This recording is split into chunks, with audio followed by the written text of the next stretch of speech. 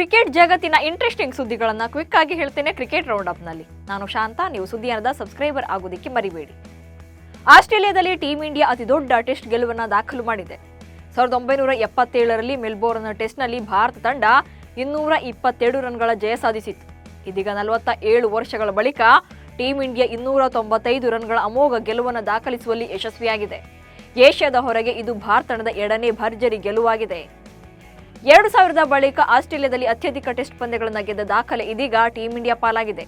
ಇದಕ್ಕೂ ಮುನ್ನ ಈ ದಾಖಲೆ ಸೌತ್ ಆಫ್ರಿಕಾ ತಂಡದ ಹೆಸರಿನಲ್ಲಿತ್ತು. ಇದೀಗ 7ನೇ ಗೆಲುವಿನೊಂದಿಗೆ ಭಾರತ ತಂಡವು ಈ ದಾಖಲೆ ಪಟ್ಟಿಯಲ್ಲಿ ಅಗ್ರಸ್ಥಾನಕ್ಕೇರಿದೆ.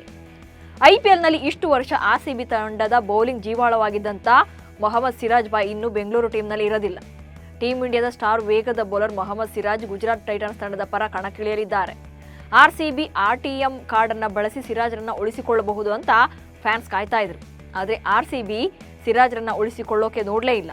ಕೊನೆಗೂ ಕೂಡ 12.25 ಕೋಟಿ ರೂಪಾಯಿ ನೀಡಿ ಸಿರಾಜ್ರನ್ನ ತನ್ನ ಖಾತೆಗೆ ಹಾಕಿಕೊಳ್ಳುವಲ್ಲಿ ಯಶಸ್ವಿಯಾಗಿದೆ ಗುಜರಾತ್ ಟೈಟನ್ಸ್. ರಾಜಸ್ಥಾನ ರಾಯಲ್ಸ್ ತಂಡದ ಮಾಜಿ ಲೆಗ್ ಸ್ಪಿನ್ನರ್ ಯುಜ್ವೇಂದ್ರ ಚಹಲ್ಗೆ ಈ ಬಾರಿ ಐಪಿಎಲ್ ಮೆಗಾ ಹರಾಜಿನಲ್ಲಿ ಜಾಕ್ಪಾಟ್ ಹೊಡೆದಿದೆ. ಐಪಿಎಲ್ ಇತಿಹಾಸದಲ್ಲಿ ಅತಿ ದುಬಾರಿ ಸ್ಪಿನ್ನರ್ ಎನ್ನುವ ದಾಖಲೆಯನ್ನ ಲೆಗ್ ಸ್ಪಿನ್ನರ್ ಯುಜ್ವೇಂದ್ರ ಚಹಲ್ ಬರೆದಿದ್ದಾರೆ.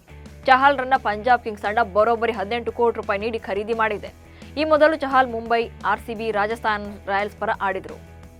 ಕನ್ನಡಿಗ ಕೆಎಲ್ ರಾಹುಲ್ ಇನ್ನು ಮುಂದೆ ರೆಡ್ ಅಂಡ್ ಬ್ಲೂ ಜೆರ್ಸಿಯಲ್ಲಿ ಕಣಕ್ಕಿಳಿಯಲಿದ್ದಾರೆ. ಐಪಿಎಲ್ ಇತಿಹಾಸದಲ್ಲಿ ಕೆಎಲ್ ರಾಹುಲ್ ಈವರೆಗೆ 4 ತಂಡಗಳ ಪರ ಕಣಕ್ಕಿಳಿದಿದ್ದಾರೆ. ಈ 4 ತಂಡಗಳಲ್ಲಿ 7 ಟೀಮ್ಗಳ ನಾಯಕನಾಗಿ ಕೂಡ ಕಾಣಿಸಿಕೊಂಡಿದ್ದಾರೆ. ಇದೀಗ ಕೆಎಲ್ ರಾಹುಲ್ 5ನೇ ತಂಡದ ಪರ ಕಣಕ್ಕಿಳಿಯೋಕೆ ರೆಡಿಯಾಗಿದ್ದಾರೆ. ಡೆಲ್ಲಿ ಕ್ಯಾಪಿಟಲ್ಸ್ ತಂಡದ ಪಾಲಾಗಿರುವಂತಹ ಕೆಎಲ್ ರಾಹುಲ್ ಹೊಸ ಇನ್ನಿಂಗ್ಸ್ ಆರಂಭಿಸೋಕೆ ಸಜ್ಜಾಗಿದ್ದಾರೆ. ಆರ್ಸಿಬಿ ಫ್ಯಾನ್ಸ್ ತಮ್ಮ ತಂಡಕ್ಕೆ ಸೇರ್ಪಡೆಗೊಳ್ಳಲಿ ಅಂತ ಕಾಯ್ತಾ ಇದ್ದದ್ದು ಮತ್ತೊಬ್ಬ ಟಿ20 ಸ್ಪೆಷಲಿಸ್ಟ್ ಕನ್ನಡಿಗ ಅಭಿನವ್ ಮನೋಹರ್ಗಾಗಿ. ಆದರೆ ಆರ್ಸಿಬಿ ಫ್ಯಾನ್ಸ್ ಲೆಕ್ಕಾಚಾರ ಇಲ್ಲೂ ಕೂಡ ಉಲ್ಟಾ ಆಗಿದೆ. ಕನ್ನಡಿಗ ಅಭಿನವ್ ಮನೋಹರ್ ಕಾವ್ಯ ಮಾರನ್ ನೇತೃತ್ವದ ಹೈದರಾಬಾದ್ ಟೀಮ್ಗೆ 3.20 ಕೋಟಿ ರೂಪಾಯಿಗಳಿಗೆ ಸೇಲ್ ಆಗಿದ್ದಾರೆ.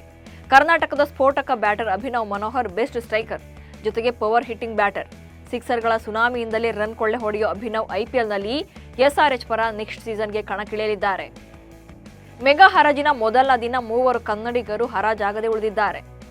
2 ಕೋಟಿ ರೂಪಾಯಿ ಮೂಲ ಬೆಲೆಯೊಂದಿಗೆ ಕಾಣಿಸಿಕೊಂಡಿದ್ದಂಥ ಕರ್ನಾಟಕದ ಎಡಗೈ ದಾಂಡಿಗ ದೇವದತ್ ಪಡಿಕಲ್ ಮೊದಲ ದಿನದ ಹರಾಜಿನಲ್ಲಿ ಮಾರಾಟವಾಗದೆ ಉಳಿದಿದ್ದಾರೆ. ಕರ್ನಾಟಕದ ವಿಕೆಟ್ ಕೀಪರ್ ಬ್ಯಾಟರ್ ಲವ್ನಿತ್ ಸಿಸೋಡಿಯಾ ಈ ಬಾರಿಯ ಮೆಗಾ ಹರಾಜಿನಲ್ಲಿ 30 ಲಕ್ಷ ರೂಪಾಯಿ ಬೆಲೆಯೊಂದಿಗೆ ಕಾಣಿಸಿಕೊಂಡಿದ್ದಾರೆ. ಇವರು ಕೂಡ ಅನ್ಸೋಲ್ಡ್ ಆದರು. ಸ್ಪಿನ್ ಆಲ್ರೌಂಡರ್ ಶ್ರೇಯಸ್ ಗೋಪಾಲ್ ಖರೀದಿಗೆ ಯಾವುದೇ ಫ್ರಾಂಚೈಸಿ ಇಂಟ್ರೆಸ್ಟ್ ಅನ್ನು ತೋರಿಸಲೇ ಇಲ್ಲ.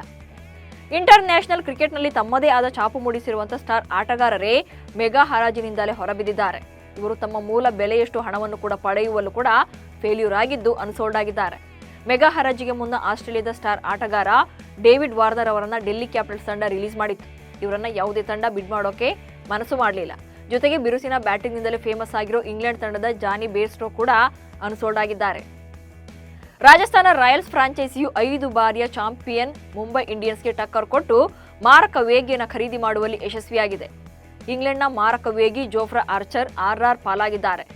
2 ಕೋಟಿ ರೂಪಾಯಿ ಮೂಲ ಬೆಲೆಯನ್ನು ಹೊಂದಿದ್ದ ಜೋಫ್ರಾ 12.50 ಕೋಟಿ ರೂಪಾಯಿಗೆ ಆರ್ಆರ್ ತೆಕ್ಕೆಗೆ ಸೇರಿದ್ದಾರೆ. ನ್ಯೂಜಿಲೆಂಡ್ ಮೂಲದ ಎಡಗೈ ವೇಗದ ಬೌಲರ್ ಟ್ರೆಂಟ್ ಬೋಲ್ಟ್ ಅವರನ್ನ ಖರೀದಿಸಲು ಮುಂಬೈ ಇಂಡಿಯನ್ಸ್ ಹಾಗೆ ರಾಜಸ್ಥಾನ ರಾಯಲ್ಸ್ ನಡುವೆ ಮತ್ತೆ ಪೈಪೋಟಿ ಏರ್ಪಟ್ಟಿತ್ತು. 2 ಕೋಟಿ ರೂಪಾಯಿ ಮೂಲ ಬೆಲೆ ಹೊಂದಿದ್ದ ಟ್ರೆಂಟ್ ಬೋಲ್ಟ್ ಅವರನ್ನ ಕೊನೆಗೂ ಕೂಡ ಮುಂಬೈ ಇಂಡಿಯನ್ಸ್ ಫ್ರಾಂಚೈಸಿ ತನ್ನ ತಂಡಕ್ಕೆ ಸೇರಿಸಿಕೊಂಡಿದೆ. ಬೋಲ್ಟ್ಗೆ ಮುಂಬೈ ಫ್ರಾಂಚೈಸಿ 12.50 ಕೋಟಿ ರೂಪಾಯಿ ಸುರಿದಿದೆ. ಇವಿಷ್ಟು ಇವತ್ತಿನ ಕ್ರಿಕೆಟ್ ರೌಂಡ್ ಅಪ್ ಸುದ್ದಿಗಳು. ನಮಸ್ಕಾರ.